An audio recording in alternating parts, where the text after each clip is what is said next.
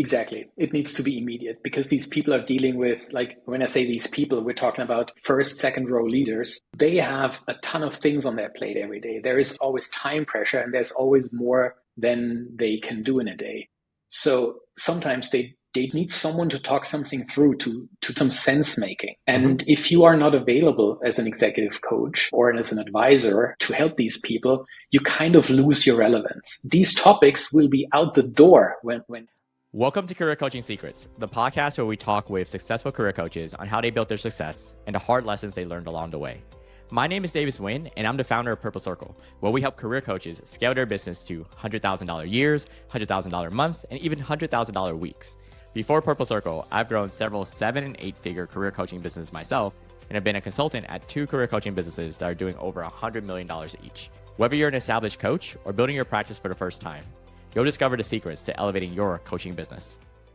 Hey everyone, welcome to another episode of Career Coaching Secrets podcast. I'm your host Rexhen, and today's guest is Alex Brueckmann, a globally recognized strategy facilitator and executive co-pilot who helps leaders of mid-size and large organizations unlock clarity, cohesion, and competitive edge. He's the Wall Street Journal best-selling author of The Strategy Legacy and the creator of the 9EOI strategy certification, a framework that has empowered executives to drive execution and align their teams for long-term success.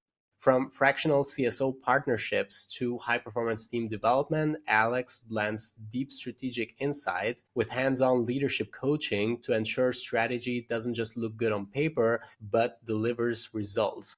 And it's a pleasure for me to have him on the podcast today. Welcome to the show, Alex. I appreciate the kind introduction, Rexhen. Thank you very much for having me. Thank you for coming. It's a pleasure for us to have you on. So I'm trying to understand when it comes to your beginnings. We were talking earlier about you moving from Germany to Canada, but I'm trying to understand when it comes to the coaching part of your business. First of all, what inspired you to do this, start this as a business? Well, I have a pretty uncommon career path that led me eventually to what I do now. I'm actually a radio journalist by trade. So I started a career that has little to do with what I do today. Did that for a good number of years and then went back to school, to university, and study business. I had the pleasure to then go back into the media industry, but not on the content side, more on the management side, and had very early exposure to the benefits of executive coaching. So the CEO that I worked for hired an executive coach for his executive team and asked me whether I would also like to go through a coaching partnership, which I said yes to, and experienced for the first time what coaching is, or coaching was. And that kind of stuck with me. And funnily enough, some years down the road, I started a company with that coach. So it was really interesting for me to see how coaching influenced myself in how I show up, how I made decisions, how it helped me grow professionally and also personally. And then went through an ICF accredited coaching training back then in Germany. And well, strategy was always, like, business strategy was always the topic that I was mostly interested in. And with that comes obviously a certain need for executive development and leadership development. Combining those two elements was what really hooked me and what then became my career. So I wouldn't consider myself an executive coach by trade. Coaching is one of the tools that we use to support executives. I would say it that way. So instead of saying executive coaching, which term should we rather use? Well, executive coaching is what I do, but I wouldn't consider myself an executive coach as a trade name. So what we do is, in the context of business strategy and executive development, we use coaching as one of the tools. Obviously, we use way more than just coaching, but it is a key component. Okay, cool. That makes sense. So when thinking of you working with an executive or like a leader and going through your coaching journey with them, and I feel like it's been almost 6 years since you started doing this. Well, it's been almost 15 years since I've been an executive coach, or at least a trained executive coach. But I've been doing this for almost 6 years now here in Canada. Okay, cool. Because I was looking at the post on the LinkedIn where it's Brueckmann Strategy Consultants, and I was just looking at that part of it. Yeah. That is the part in Vancouver. So throughout these last few years, including the time also outside of Canada, what part of the coaching journey do you find the most rewarding since you started doing this? The coaching aspect of my work often happens in the context of reshaping executive teams and building high performing executive teams. So we use different methods from individual executive development to team development. And very often in that context, we would start typically with some sort of diagnosis tool. And the tool that I use exclusively is the LCP 360, the Leadership Circle Profile, which is, in my opinion, the gold standard when it comes to 360s.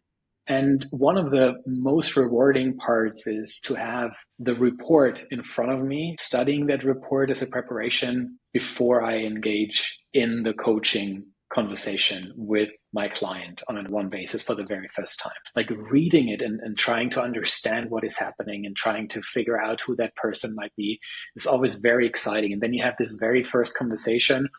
As a coach, you help your coachee understand what they have in front of them and to avoid judging themselves and just accepting what is there and diving into it and dissecting it and helping them understand, building connections between different aspects that they find in their 360 report. Like these first few sessions, they are extremely powerful. You forge a relationship with your coachee, you build deep trust. You see people accept what they see, build more awareness, and then over time move into action from that level of acceptance and awareness. So there are multiple stages where I personally get deep satisfaction out of this type of work.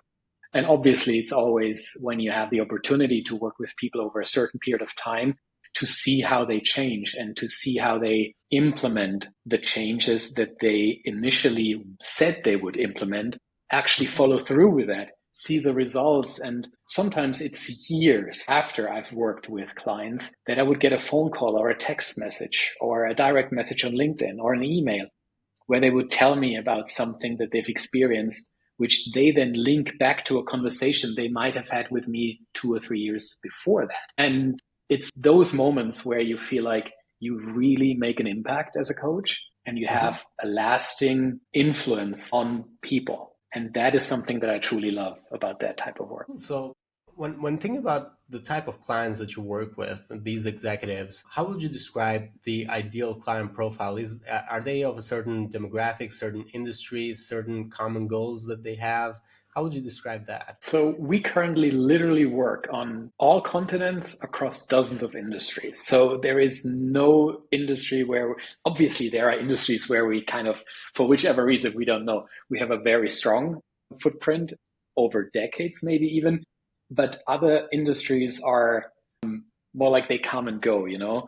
So I wouldn't say that there is an ideal client profile that is linked in any way to a region or to an industry. The people that we work with are typically executives with, let's say, 10 plus years of tenure. They are very often in their late 30s to their mid 50s, which is clear given the industries that we work with. Like you might be relatively young as a CEO in your 20s, but you certainly won't lead a multi-billion-dollar company at that age. So it is very rare. But just from a typical career path, our typical customers and the typical executives we work with, they are most likely somewhere between their late 30s and their mid 50s. And these are executives that are, let's say, first and second row. They are either part of an executive team or they report to an executive. So typically you would say, depending on company size, these people would have titles like director or VP, senior VP, executive VP, or even a C-suite title. Those are the leaders we typically work with. And again, it's across functions. We work with CIOs, like chief information officers, the same way as we work with chief executives or even board members. It comes also that we are engaged in relationships between board members and their CEO, or we help, let's say, a sales executive develop their direct reports into a more cohesive functional team. Cool. So when think about the type of engagement that works on it, and I'm hearing you say, you do this. Is there a team that you're working with right now? So I mean, you obviously know our industry. Most companies that operate in our industry are relatively small compared to the clients that they serve. So over the last 15 years, I've obviously built a network of individuals that I regularly collaborate with. And there are even other companies in the same space that are, technically speaking, competitors that I have very close and strong relationships, lead projects together, sometimes under their brand, sometimes under my brand. When I use the term we, I also include the people that are not necessarily engaged in client conversations, but the people that help us run the company, our admin staff, people that help us create valuable marketing assets, etc. So if you are traveling a lot and if you're in the trenches with your client a lot, there still needs to be a company to be run. And you do that to a certain degree as you fly, but you really need some feet on the ground. Cool. Yeah. And I really like the collaboration part of it, because between even the coaches that I've interviewed generally, there's not that competition mindset. It's more of like that collaboration mindset. Sometimes the person that you're working with might not be a good fit for you, but it might be a very good fit for someone else to work with. And they could also refer people back to you. So yeah, it is definitely a collaboration setting when it comes to the coaching industry. There is this famous setting that competition always happens on the bottom. The further up you grow in your career, it's more about collaboration. And I find that this is true, not only for us as coaches, it is especially true when it comes to executives. It's very lonely at the top. If you look at the people that we work with, they do not have a large group of people that they can just lean on as trusted confidants. Us as executive coaches or executive advisors, we have this unique spot where our clients come to us and talk to us about topics that they cannot necessarily discuss with their board of directors or with their direct reports. They all have their own issues and they all have their own agenda. So you as a co-pilot, as an executive coach, you have a unique position. And these people, CEOs or other C-suite executives, they often are part of executive roundtables or executive peer groups because that's their remedy against the loneliness at the top. So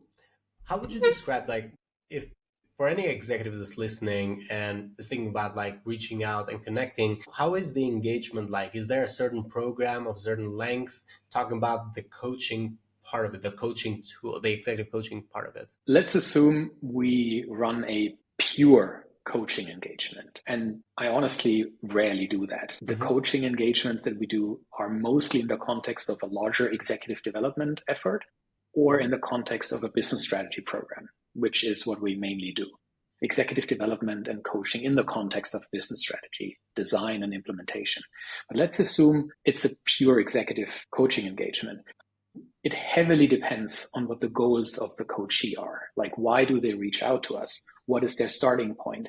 Is this a fixed 3 months engagement based on a very specific topic that they want to solve? Or is this something that is much broader than that? And on the other hand, it can also be in the context of a, let's say, longer engagement where executives would like to work us over maybe even 10 to 12 months and fix that time period in the very beginning.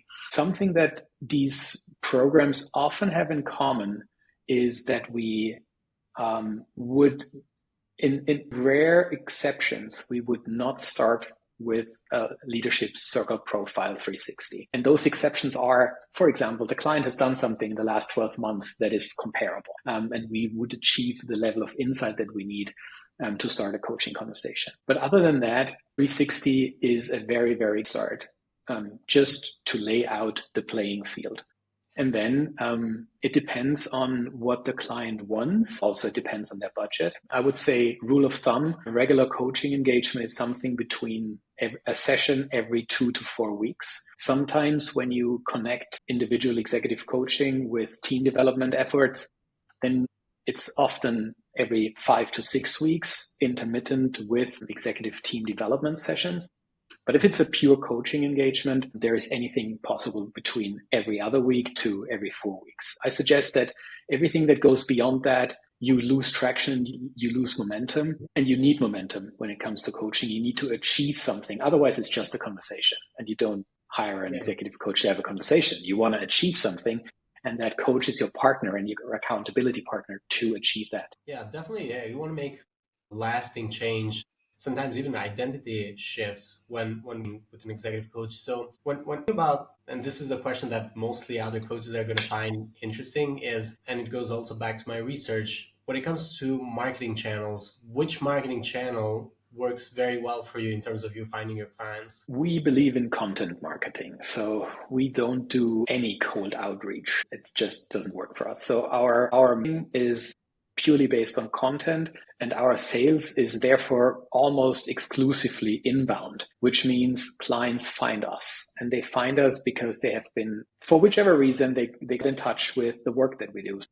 For example, I write for Forbes. I write articles for Forbes. I wrote several books. You mentioned one of them in the introduction. We produce tons of long form content for our website. So we have a blog on our website and also share articles on LinkedIn a lot. When it comes to social media, LinkedIn is our only channel.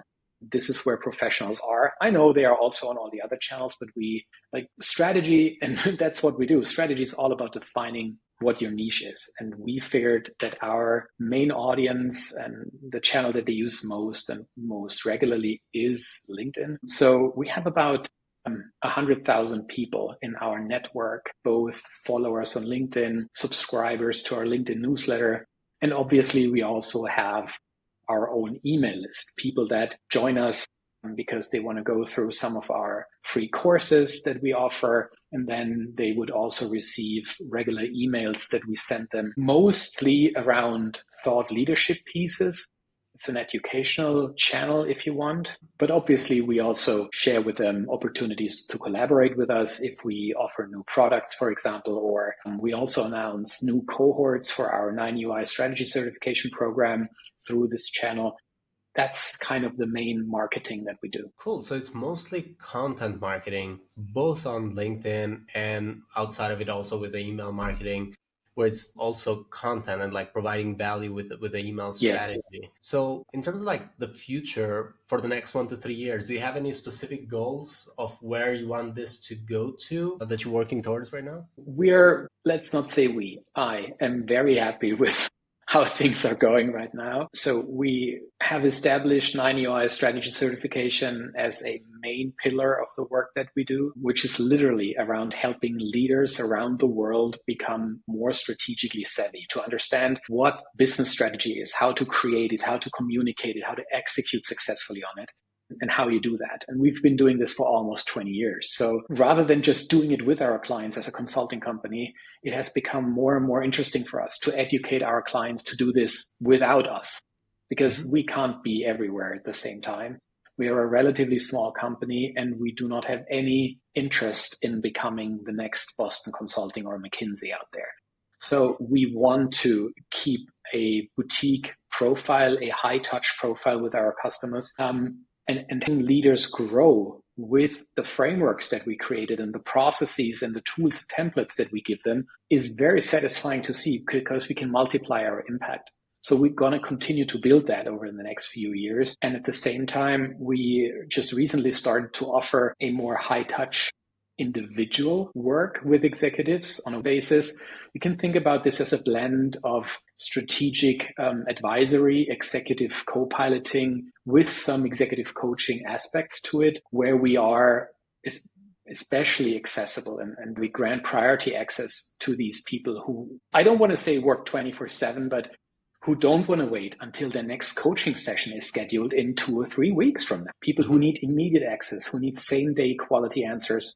So those kinds of support for our customers is what we are building more and more. So kind of like more of kind of like, I would say, like emergency type of support level. It's either in crisis or it's not in crisis, actually. It's just needed to be fast, right? Exactly. It needs to be immediate, because these people are dealing with, like, when I say these people, we're talking about first, second row leaders. They have a ton of things on their plate every day. There is always time pressure and there's always more than they can do in a day.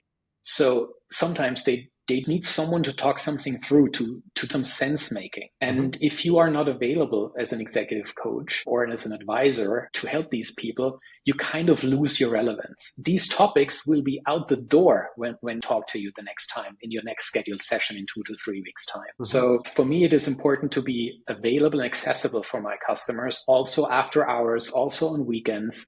It's not that I pick up the phone every time someone calls me. That's not the engagement. But they know they can text me. They know they get a quality answer. And if it's something that you cannot just, discuss in a few messages back and forth, then let's hop on a quick call and discuss this within 10 minutes or half an hour, depending on what the topic is. And I give you an example. Very often it's about preparing a board meeting, and there's an urgent topic that has come up. How do we integrate this into the story of the board meeting, for example? Or you have an inflection point in your industry and your main competitor goes bust. What do? How do you react to that situation? How do you deal with that? Or you have a direct report that has a key role in your company, has had a conversation and approached you and is about to be headhunted by one of your main competitors. How you deal with that? Like, you need immediate access to someone like me to discuss these topics. And that's we figure is very, very for executives. Sometimes there's more coaching aspect to it. Sometimes there's more an advisory aspect to it. In any way, they need someone who is available now. Yeah. Thank you so much for explaining that, Alex. And I was thinking about your goal as well and what we just discussed right now. Thinking about challenges as well. What is a challenge that you're trying to solve for next in the coaching business in relationship to the goals as well? That's an interesting question. I don't think about coaching as a business. I think about coaching as a tool, which is just one of the many in our arsenal when we work with our customers. So I have a lot of executive coaches that are friends of mine. Just over the years, you collaborate, you become friends. Some of them don't even have a website, and they are extremely successful at what they do. They simply live off word of mouth and referrals. And the challenges that they have are completely different ones than the challenges that I have, as like from a business perspective.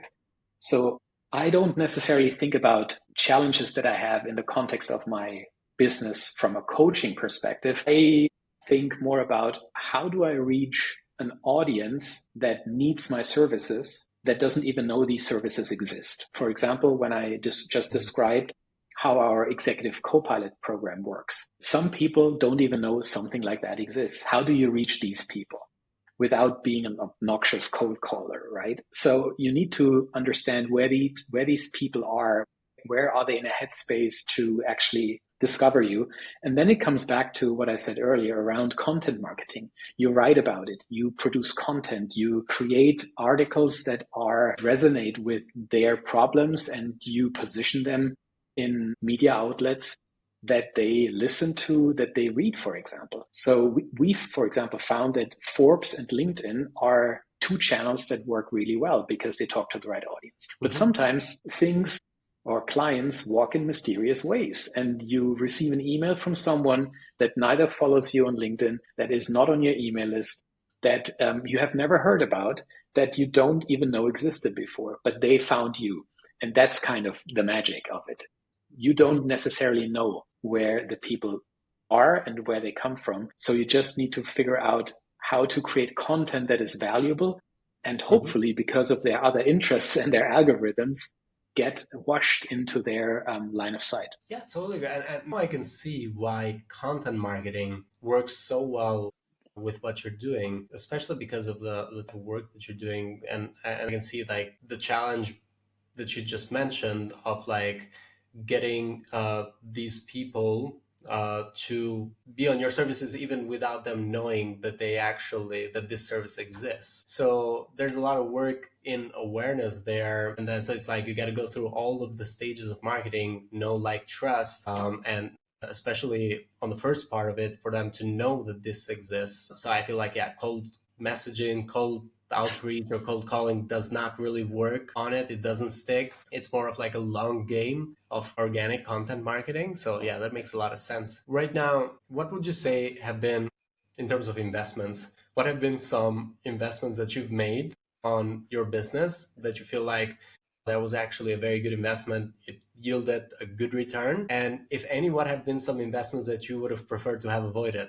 Anyone who builds a new business makes mistakes, and I wouldn't even call them mistakes. It's just you pay for something that you learn that you didn't know before. And some of these investments probably have to do with marketing mistakes in the widest sense of the word. And others have more to do with knowledge that you think you might need that you realize at some point hasn't been that helpful. I'm a very, very strong believer in learning. The years before I started writing books, I attended at least one major certification program a year just to learn the craft, to better understand what I'm doing myself, and to be able to advise clients in the best possible way. One of the best, probably the best investment I've ever made was to become an executive coach through a training program that is ICF accredited. Very, very important because it just gives you credibility.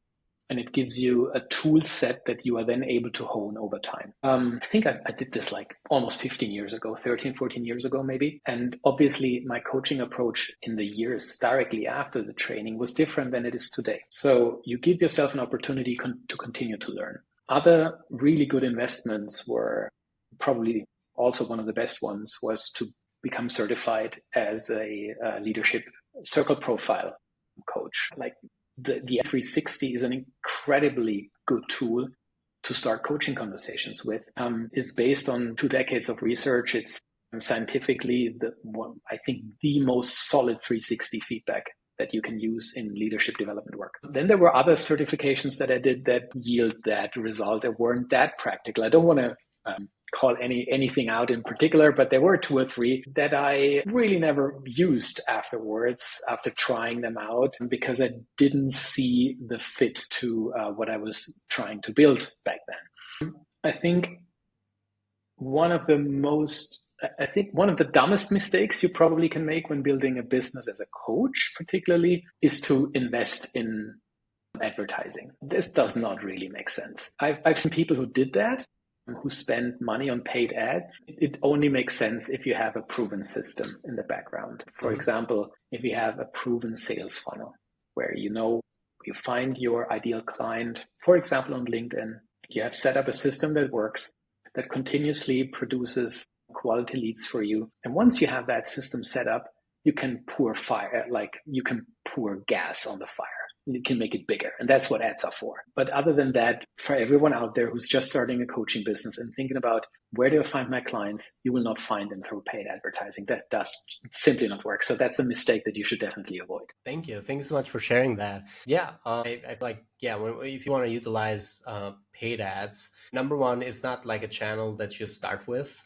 For most of the time, I don't know any business that can start from zero with paid ads. It's just they don't work that well if you don't have any audience for them to learn from. Because once you build that organic traffic, you just like start with retargeting initially in paid ads, and then eventually, as the algorithm learns, you utilize cold ads as well.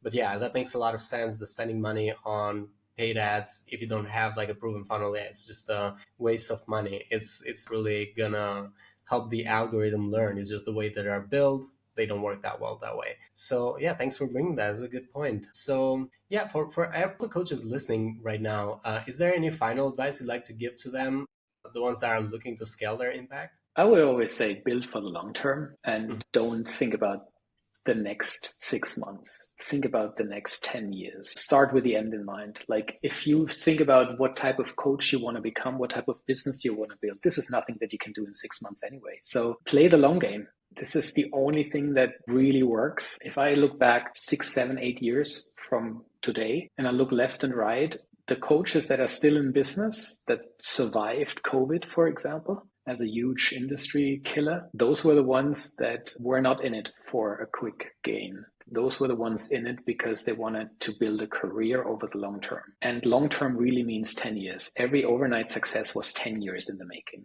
And that sounds long, but honestly, it's not that long. If you are really serious about building a business, you cannot make the third step before the first one. And this might sound duh, but I made these mistakes and I'm a business strategist. I made these mistakes myself at some point. You really need to build one stone on the next. And the funny thing is, once you have that first row of bricks laid out, things become possible that you haven't even that he hadn't in mind. And then you have options and you forge new relationships over time and you meet new people. So there will be accelerators along the way that you don't even think of right now. If you take the day of my move from Germany to Canada as a reset point, because I left my previous business behind and I started to build a new business, I didn't build from scratch. I built from experience. And I am now in year 6. And let's be honest, it's going pretty well. And still, every day, there are new opportunities, there are new ideas that come to mind that help me keep my feet on the ground and realize, hey, you're still 4 years away from that 10-year mark. So it's going to be pretty cool if you just continue like that. Coaching is extremely rewarding if you build for the long run and if you allow yourself to continue to learn on the way. It's probably one of the most rewarding careers that you can take. Thank you. Thank you so much, Alex. Thank you for the wonderful advice. For anyone who wants to connect with you or reach out to you, they can go into LinkedIn and search Alex Brueckmann. They'll be able to find you there. And I feel like just to confirm, the website is brueckmann.ca, right? That is correct. BRUECKMANN.ca for Canada. Cool. Thank you. Thank you so much, Alex. Thank you for coming to the show. And yeah, have a great day ahead. I appreciate it. Thanks for having me, Rexhen. That's it for this episode of Career Coaching Secrets. If you enjoyed this conversation, you can subscribe on YouTube, Spotify, Apple Podcasts, or wherever you're listening to this episode to catch future episodes. This podcast was brought to you by Purple Circle, where we help career coaches scale their business to $100,000 years, $100,000 months, or even $100,000 weeks, all without burning out and making sure that you're making the impact and having the life that you want. To learn more about our community and how we can help you, visit joinpurplecircle.com.